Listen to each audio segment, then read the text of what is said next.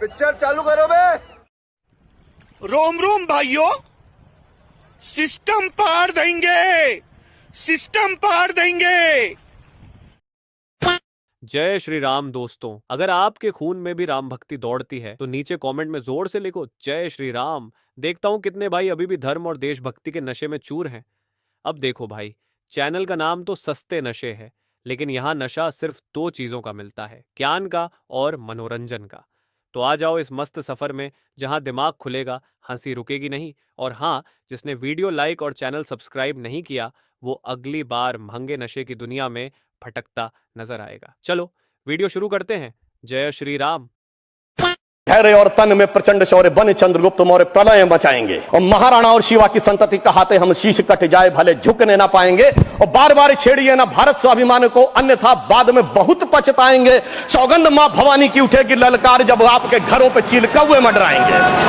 और भारत माता हमारी माँ नहीं है। क्या नाम है आपका? अरमान नाम है मेरा। अरमान नाम है? हाँ। भारत माता अब्बू है, फिलिस्तीन अब्बू है। अरमान को भारत माता की जय बोलने में दिक्कत क्या है? अरमान भाई क्या दिक्कत है बताओ। मेरे को बहुत बड़ी दिक्कत है। मैं भारत माँ की जय क्यों बोलूंगा? कुंभ में दुकान लगाने के लिए हर हर महादेव बोलेंगे, ये कांवड़ यात्रियों का यहाँ दुकान लगाने के लिए जय श्री राम ढाबा खोलेंगे, लेकिन भारत माता की जय नहीं बोलेंगे। इन्हें सौगातें मोदी दे दी तुम्हें, मोदी जी ने सौगातें मोदी दे दी तुम्हें, तब भी पेट ना भरा। योगी जी ने बधाई दे दी तब भी पेट ना भरा। अमानतुल्लाह बिरयानी दे रहा तब भी पेट ना भरा। इतनी योजनाओं का लाभ ले लिया तब भी पेट ना भरा। औषधि योजना, सुकन्या, ये सब ले ली तब भी पेट ना भरा। 2 देश ले लिए तब भी पेट ना भरा। अभी भी कह रहे ईदी दे दो ना। फिर पटरी मत उखाड़ो, फिर देश तुम्हारा है, पटरी मत उखाड़ो। सेना को पत्थर मत मारो, पुलिस वालों को पत्थर मत मारो। चीफ मिनिस्टर आके मेरे बाजू में बैठ के अपॉलॉजी मांगे, ऐसा आदमी मैं हूं। अगर ये बीजेपी के लोग डरा कर मुझे झुकाना चाहते हैं, मैं कभी नहीं झुकूंगा। मैं टूट जाऊंगा लेकिन झुकूंगा नहीं। लेकिन एक सेकंड, मेरे को बनाने वाले यहाँ बैठे हैं, श्रीमती सोनिया गांधी जी, श्रीमती सोनिया गांधी जी।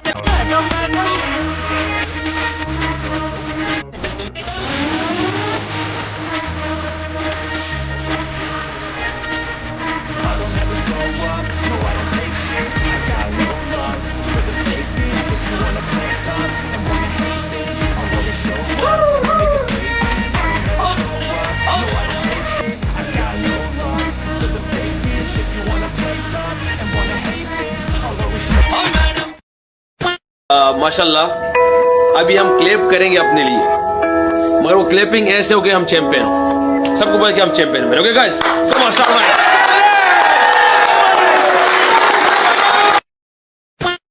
ये अगर कानून बन जाएगा, उत्तर प्रदेश में 1,21,000 वक्फ की प्रॉपर्टीज है, 1,12,000 के पास कागज ही नहीं है। वक्फ का यूजर खत्म हो गया तो जायदाद कौन लेगा? Just ignore it, baby.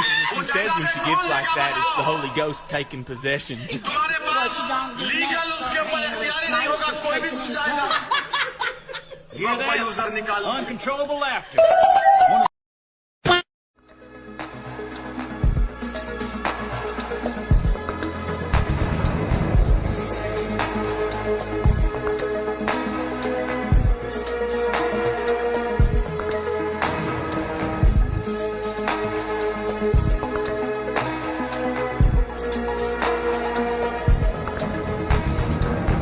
Section 40 सबसे ड्रैकोनियन प्रोविजन इस एक्ट में था। किसी भी जमीन को आप वक्फ प्रॉपर्टी डिक्लेयर कर देता था, वो प्रॉपर्टी को हमने हटा दिया है।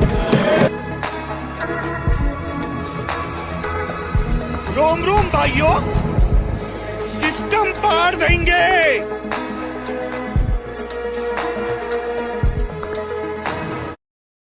वक्फ संशोधन को 240 सांसदों वाले मोदी ने वास्तविक बना दिया और सड़कों पर आने की धमकी देने वालों को अमित शाह ने कल ट्रेलर दिखा दिया। हालांकि राहुल, सोनिया, ओवैसी, मसूद, इमरान जैसे कई मुसलमान इसके असंवैधानिक होने का भ्रम फैला रहे हैं, जबकि वक्फ जैसा कोई भी शब्द संविधान में है ही नहीं। किसी की समस्या वक्फ बोर्ड में गैर मुस्लिमों के होने से है, पर राम मंदिर ट्रस्ट में तो केवल हिंदू है। ये तुलना नमाज और होली दिवाली जैसी प्रार्थना और त्योहार की तुलना है। राम मंदिर ट्रस्ट की तुलना किसी जामा मस्जिद ट्रस्ट से हो सकती है, वक्फ से नहीं। सारे हिंदू मंदिरों या हिंदू संस्था संस्थाओं को संचालित करने के लिए कोई बोर्ड है ही नहीं जहां हिंदू खड़ा होकर कह दे सबय भूमि श्री राम की और वो श्री राम की हो गई। 72 फिरके हैं, जातियां हैं, पर प्रतिनिधित्व तो केवल अशरफों को। संशोधन ने बोहरा से लेकर पसमानदा, आगा खानी और महिलाओं को भी प्रतिनिधित्व दिया है। संशोधन ने यह सुनिश्चित किया है कि मुसलमान केवल अपनी भूमि वक्फ को दे सकता है, बच्चों और बीवी की नहीं। अब हिंदू की भूमि वक्फ बाय यूजर के माध्यम से हथिया कर पुनः उसी हिंदू को लौटाने हेतु कुछ पैसे लेकर उसे ब्लैकमेल करना बंद होगा। संशोधन ने वक्फ को भूमाफिया बनने से रोका है, जो 1913 से 2013 में 18 लाख एकड़ से पिछले 12 वर्षों में 39 लाख एकड़ तक पहुंच गए। या तो वक्फ की TFR जबरदस्त है या कुछ ये अवैध कर रहे हैं। निर्धनों की सहायता, शिक्षा, चिकित्सा के उपाय करने की जगह ये निजी लाभ के लिए उनके 58,000 से अधिक संपत्तियों का दुरुपयोग कर रहे हैं। एक और क्यूट तर्क आता है कि हिंदू मोदी कैसे वक्फ एक्ट बना सकता है, उसे क्या समझ है वक्फ की। तो यह बताओ कि 54 के नेहरू मुस्लिम थे, 95 के नरसिम्हा राव मुस्लिम थे, या फिर 2013 के मनमोहन। इस हिसाब से तो 20 करोड़ मुस्लिम वाले देश के लिए अलग मुस्लिम प्राइम मिनिस्टर होना चाहिए। सॉरी, उसके लिए 2-2 देश दे दिए थे। आपकी ट्रेन छूट गई, पर लॉजिक उसी में लटक कर निकल गया।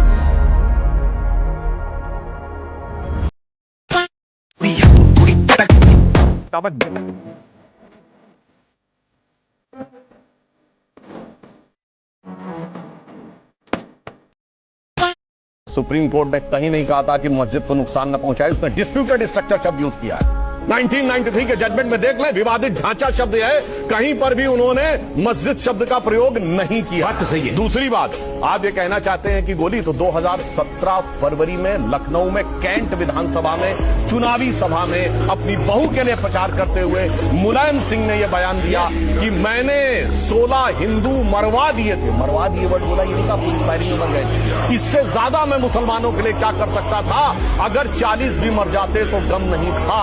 और सदन के पटल पर मुलायम सिंह का बयान है कि 16 लोग मारे गए। और अगर आप कह रहे हैं कि होम सेक्रेटरी अपने मन से कर दिया, बर्खास्त किया होम सेक्रेटरी को, डिसमिस कर देना चाहिए था।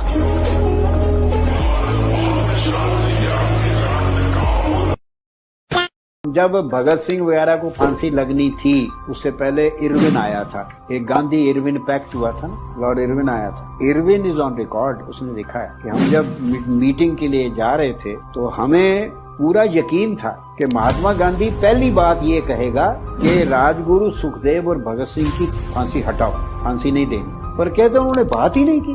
मीटिंग खत्म होने लगी तो मैंने कहा इरविन ने कि do you have something to say about the death sentence given to Sukhdev, Bhagat Singh and Rajguru? He said to that is your law and order problem.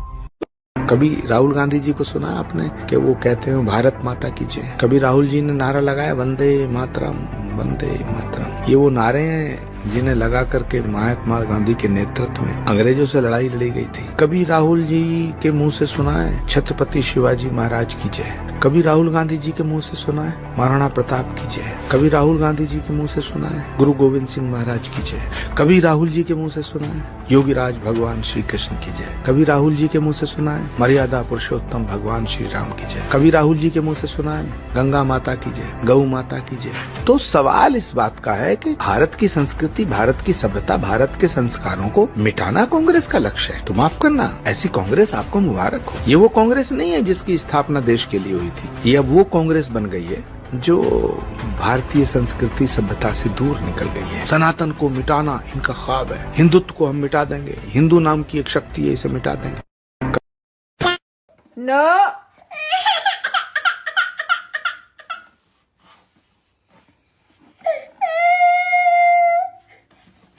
No.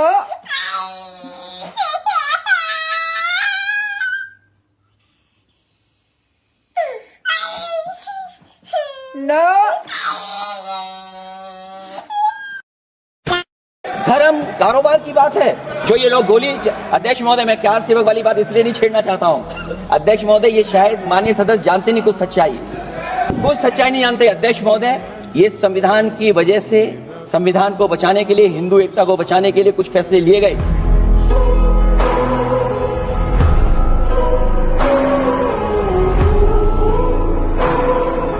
बंटवारा तो पीडीए करेगा अभी, बंटवारा तो पीडीए करेगा अभी। मुकाबला चल रहा है कि खराब हिंदू कौन बड़ा है।